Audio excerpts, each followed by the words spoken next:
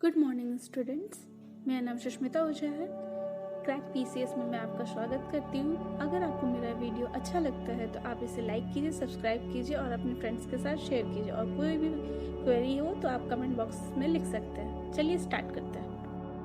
हम लोग बौद्ध धर्म पढ़ रहे थे, हम लोग आज आगे देखेंगे, जिसमें हम लोग सबसे पहले बौद्ध दर्शन, फिर हीनयान और महायान यानी कि बौद्ध धर्म कैसे विभाजित हुआ, और उसके बाद बौद्ध साहित्य देखेंगे। तो चलिए शुरू करते हैं। बौद्ध धर्म में 3 रत्न थे।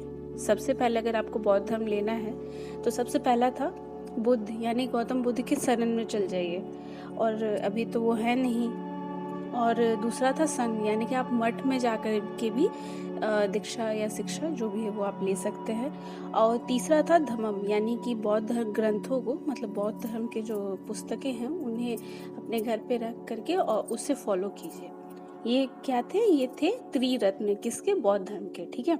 बौद्ध धर्म का सिद्धांत 4 आर्य सत्यों पर आधारित है। आर्य सत्य का अर्थात होता है दुनिया में कोई भी इसे मतलब काट नहीं सकता है। सबसे पहला है दुख, पूरा संसार दुखी है। ठीक है। दूसरा है दुख समुदाय, यानी कि हर दुख के पीछे एक कारण होता है। तीसरा है दुख निरोध, यानी कि हर दुख का कारण एक इच्छा होती है। और चौथा है दुख निरोधागामी प्रतिपादा, इसका अर्थात होता है हर इच्छा को हम लोग कंट्रोल कर सकते हैं। ठीक है।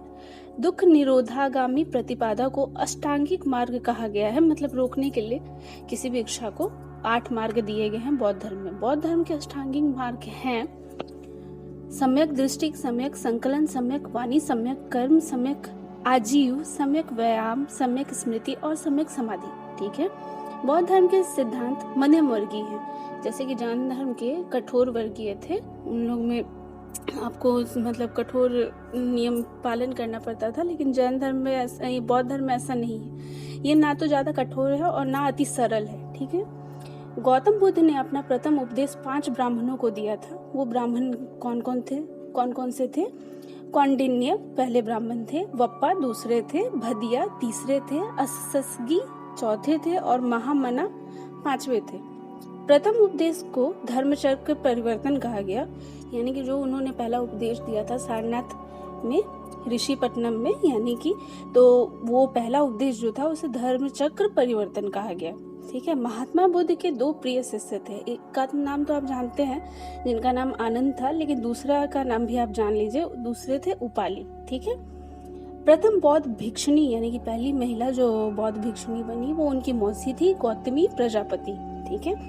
बौद्ध धर्म की भाषा पाली है और आगे चलकर ये धर्म 2 भागों में विभाजित हो गया। पहला हीनयान था और दूसरा महायान था। आगे चलकर महायान भी 2 भागों में विभाजित हो गया। उसमें पहला था शून्यवाद और दूसरा था व्रजयान। ठीक है। शून्यवाद जो था वो दुनिया में कोई चीज सर्वश्रेष्ठ नहीं है ऐसा मानते थे, और इसमें सबसे प्रसिद्ध व्यक्ति आप जानते होंगे नागार्जुन थे। भारत का आइंस्टाइन भी इन्हें कहा जाता है। ब्रजयान जो था, ब्रजयान ज्यादातर साउथ ईस्ट एशिया में फॉलो जो किया जाता है, जो रिलीजन, वो ब्रजयान को ही, मतलब बौद्ध धर्म का ब्रजयान शाखा को ही फॉलो किया जाता है। ब्रजयान में एक्चुअली क्या बोला गया है, ये शराब, वेश्यावृत्ति या कोई भी मतलब जो गलत काम है उनको ये रोकता नहीं, मतलब रोक नहीं है, उन्हें आप कर सकते हो, उसकी आज़ादी देता है। इसलिए इसमें काफ़ी ज़्यादा मतलब आर्ग्यूमेंट भी होता है कि ऐसा कैसे हो सकता है। चलिए आगे पढ़ते हैं। सबसे पहले हीनयान देख लेते हैं। हीनयान आत्मा को नहीं मानता था लेकिन पुनर्जन्म को मानता था। कौन सा? हीनयान। हीनयान के अनुसार बौद्ध का एक और जन्म बाकी है, जिसमें वो मतलब मैत्रेय नाम से जन्म लेंगे। ठीक है। कुषाण शासक कनिष्क के काल में बौद्ध धर्म का विभाजन हीनयान और महायान में हो गया था। ये कनिष्क का कब हुआ था? तो चौथी बौद्ध संगीति जो हुई थी, जिसमें कनिष्क शासक थे, उन्हीं के काल में ये हुआ था। मतलब 2 भाग में विभाजित हो गया था, हीनयान और महायान। चौथे बौद्ध संगीति में त्रिपीठक साहित्य पर टीका लिखा गया, यानी कि एक और जोड़ा गया। ठीक है। जो महाविभाषा शास्त्र के नाम से जाना जाता है। इसे बौद्ध धर्म का विश्वकोश भी कहते हैं। किसे? महाविभाषा शास्त्र को। ठीक है। ये चौथी बौद्ध संगीति में हुई थी। अब हम लोग महायान देख लेते हैं। ठीक है। महायान का अर्थ होता है बड़ी गाड़ी। ठीक है। जहाँ हीनयान एक व्यक्ति को निर्वाण प्राप्त कराता था, तथा जन सम्मान की सहायता केवल उपदेश के माध्यम से करता था। वहीं महायान इसके विपरीत सूक्ष्म से सूक्ष्म जीव के निर्माण की भी बात करता है।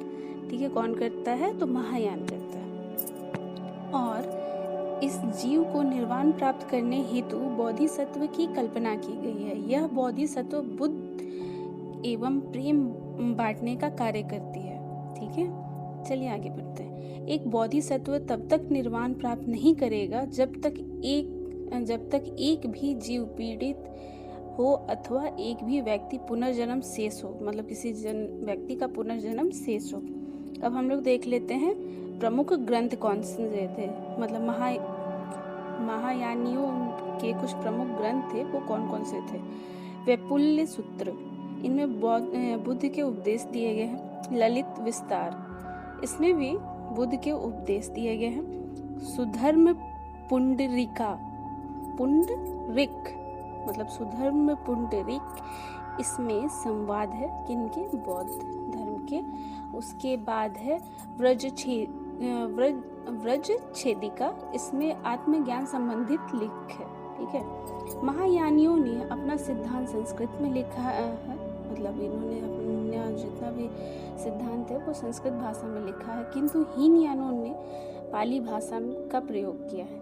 हीनयान बुद्ध के प्रतीक की आराधना करते रहते थे, जबकि महायानी बुद्ध को देवता और बोधिसत्व के रूप में पूजन करते थे।